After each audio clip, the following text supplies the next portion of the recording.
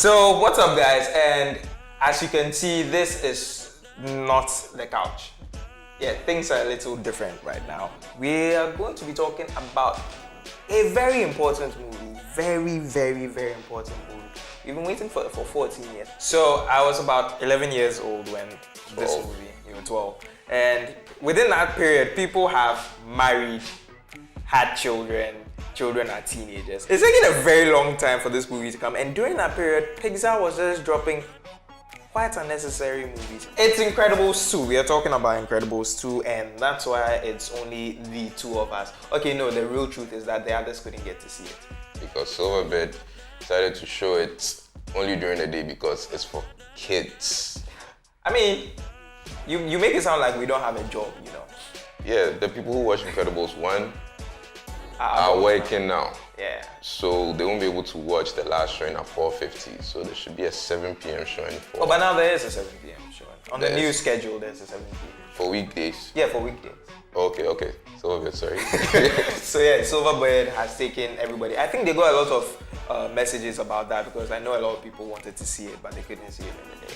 It was good. It was really good. Sort of a mixed bag. It lived up to expectation, but it didn't exceed expectation. True. Yeah, that's what I'll say about it for now. We'll go into details later, but it was a feel-good movie for me. I mean, like you said, it didn't blow me away, but I wasn't disappointed, and I was perfectly fine with what I got. yes, It was like, okay, everything is perfect. like you've eaten the food and it's not too much. It's just everything is just right. The plot, basically, like you said, picks up immediately after 14 years ago. you could literally take the two movies, cut the opening sequence for the second one, cut the end credits for the first one, and just put them together. And just flow. And it you just notice the animation improvements in animation and the texture and render and all that to just flow. So the plot. So the plot is similar to the first movie. So yeah, just go in knowing that. Okay, I shouldn't have even said that. It's similar to the first movie. It's sort of spoils it, but yeah. But the plot for me, like you said, it was very similar to the first one. But I feel like its similarity is stemmed on the fact that as much as it's a superhero animation or movie, it's still founded on family. And they threw a lot more family stuff in this one. That was the major difference. And of course, Jack is the star. Yeah, Jack is the star of the show. Of this like, movie. Forget the other kids. Jack is the star. Jack is just... He's a polymorph. It's not much of a spoiler because if you've seen the trailer, you get that. So he's doing all kinds of stuff, and his parents discovering what he can do, his family discovering what he can do, Edna discovering what he can do, and it's...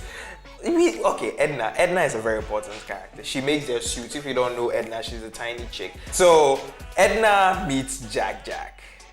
That was a very interesting part. It was very fresh, because you see a very huge distinction between the way Edna treats the others and the way she treats Jack.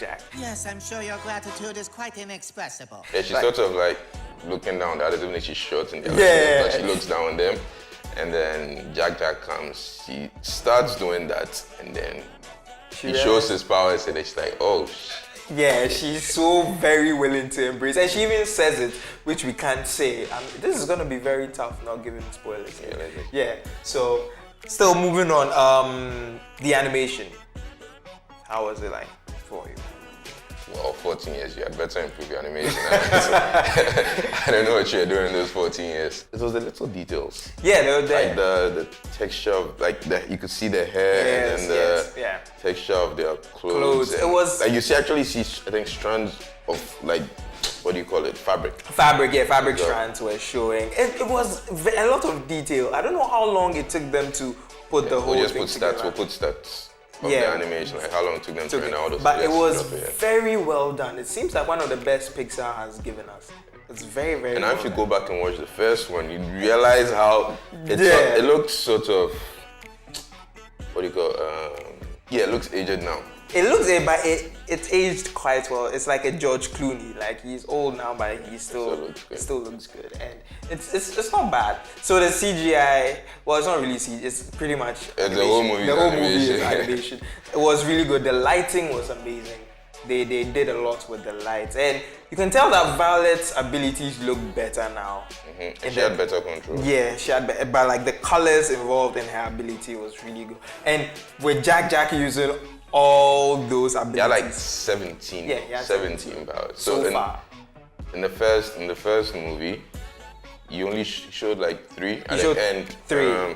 Demon Baby, Fire Baby, and the Metal Baby. And what I didn't realize then was that they didn't realize that he had powers then. Yeah, I was very surprised that they didn't know that he didn't. But then when I thought about it, I realized, okay, yeah, he was in the sky, so they wouldn't see. They would just see their baby falling and then them trying to catch it. So 17 new powers from Jack. All in all, after waiting for 14 years, are you satisfied with what you got? And what do you think the future of The Incredibles is? Satisfied, yes. There's the way it ended, there's room for. There are lots of possibilities, just like Jack. There are lots of possibilities, especially with Jack. I think that either they create a spin-off with just Jack, because I mean we've seen so many speedsters. We have the Flash, we have Quicksilver, there's Dash, and then I don't know, Violet, unless she's going to go on a romantic thing with the guy. Which we see a lot of. Yeah. So I think Jack is, if they are going to continue, Jack could be the future. They could do a series like they've done for Boss Baby. Which is not a good series. I would say I've watched it and I didn't really enjoy it. My little cousins enjoy it. Yeah, well, I guess it's for the target market. Yeah. That's it. So they could do a spin-off of Jack on Netflix, a series, or they continue, or they create an Incredibles 3, because the way it ended, it's like okay, I think I can say this, the supers are back. Yeah, supers. So it sort of opens the door. But there are a few questions though, before I get to my take on it. Where were all those supers when the Incredibles family? Yeah, a bunch of new supers just in different countries. Different countries, but no. Was the supers going to hide in worldwide or it was worldwide. It was worldwide. Worldwide, okay, yeah. But they were in different countries. Not all of them. Crusher, Void, the first group we meet were based in America. One of them says he's from Massachusetts. It's a very big, and I forgot his name. Was that a woman or a man? The very buff giant. Yeah, was it a woman or a man? I now that you're saying this, now I'm wondering what I saw, but like I assumed it was a man. Wow, I'm assuming gender now. Oh my word. It looked like a buff woman with a deep voice. So the future, it all depends on Brad. Because right now, after seeing Incredibles 2, I want to see a Ratatouille 2. Definitely, I don't know what could possibly happen with the way Ratatouille ended. I watched Ratatouille again very recently. That's why I'm asking for it too. But the future, like you said, it lies in Jack. Many invisible people. We've seen too many super strong people. We have not seen a polymorph that is fun. So a future with Jack is the way, and with this. And with Disney trying to acquire Fox and everything, I guess they could do a TV series. I for one, I'm not keen on a TV series, but I feel like it's the future because I don't think Brad Bird would do a TV series. Maybe. So final words about Incredibles. Yeah, since Silverbird have now made it available for the people it's intended for, go see it. What do you mean by intended for? It's not meant for these 2000 New age, babies. okay. Yeah, it's not. Yeah, you do have a point. Yeah, so. And when I saw it, there were quite a number of adults. There were more adults than kids. I didn't even see any kids when I went to see it. Okay, so I saw the 7 p.m. showing, so yeah, that was on the weekend. Oh, okay. I saw it during a weekday. I saw it at 4:50, I think. Yeah, and there were a lot more adults there. But it's true what she said. The people who would really appreciate what it is or what it stands for, we are all working now. Some of us are. Yeah. All in all, rating. You didn't give it a rating. Just go watch it. Rating. I mean, I feel like it's one of the few 90-something% on That Rotten deserve Tomatoes it. that it deserves it. It's legit. Black man. It's wow. Wow, Wonder Woman. But hey, since we're here throwing out, but it's good. Like we said, it's perfect. Yeah. It's just perfect. So you guys should check it out. So what would we call this? The counter critics. critics. I don't know, man. Yeah, we'll figure out the name for this segment. So we'll catch you guys on the next one. Alright.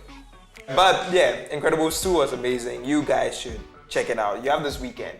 You can go check it out. Yeah. Of the week since it's not. Now, yeah, you have 7 p.m. showing, and you should check it out. Jack is the star. Oh, Jack versus the raccoon. Rocket Raccoon. Yes, it's one scene. Yeah, Rocket Raccoon, ever since he lost his crew, I don't know, he's just hopping around. Rocket, sorry.